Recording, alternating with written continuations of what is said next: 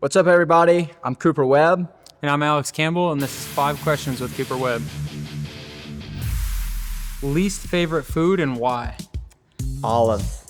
Hate olives. Never liked them. Never will like them. That's the one for me. That's a no. I'm going to agree with that. I'm the same. I hate olives. Next question.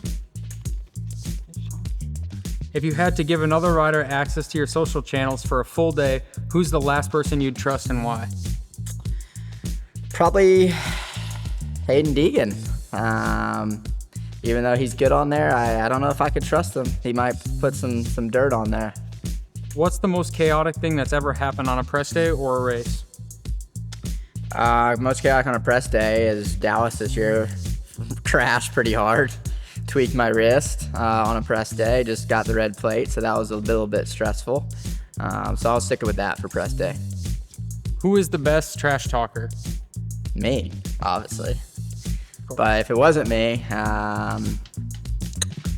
Coop and Hayden, they try, but they hadn't mastered it yet.